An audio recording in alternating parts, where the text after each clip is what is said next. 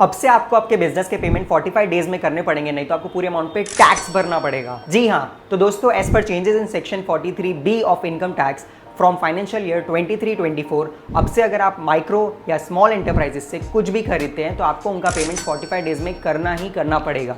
पर ये माइक्रो या स्मॉल एंटरप्राइज होते कौन है? माइक्रो एंटरप्राइजेस वो होते हैं जिनका टर्नओवर 5 करोड़ और मशीनरी इन्वेस्टमेंट 1 करोड़ तक हो। स्मॉल एंटरप्राइजेस वो होते हैं जिनका टर्नओवर 50 करोड़ और मशीनरी में इन्वेस्टमेंट 10 करोड़ तक हो। अगर आपने इनसे कोई भी प्रोडक्ट या सर्विस ली है और 45 डेज या फिर बिल में जो पीरियड मेंशन है, दोनों में से जो कम पीरियड है उनमें अगर आपने इनको पेमेंट नहीं किया तो पूरा अमाउंट आपकी इनकम में जोड़ दिया जाएगा। अब बात करेंगे कुछ ऐसे पॉइंट्स जो आपको खास ध्यान रखने हैं। नंबर 1, बायर भले ही एमएसएमई में रजिस्टर्ड हो या ना हो, ये रूल जिससे परचेज करते हैं उस पे लागू होता है। नंबर 2, आपको ईयर एंड पे बैलेंस शीट के टाइम ये रूल का खास ध्यान रखना होगा, क्योंकि तब अगर 45 डेज से अमाउंट आउटस्टैंडिंग होगा तो पूरा अमाउंट विद जीएसटी डिसअलाउ करना पड़ेगा। नंबर 3, सेम फाइनेंशियल ईयर में पेमेंट कर देने पे कोई डिसअलाउंस लागू नहीं होगा। नंबर 4, अब से आपको अपने बिल पे आपका उद्यम नंबर, एमएसएमई कैटेगरी और आपका क्रेडिट पीरियड एकदम क्लियरली मेंशन कर देना चाहिए ताकि आपके बायर को पूरा आइडिया रहे। नंबर 5, जो बायर अपना रिटर्न प्रिजम्पटिव इनकम यानी 44AD और 44ADA में अपना रिटर्न फाइल करते हैं उन पे ये रूल लागू नहीं होता है। एंड हाँ, हिसाब किताब को फॉलो करना मत भूलना।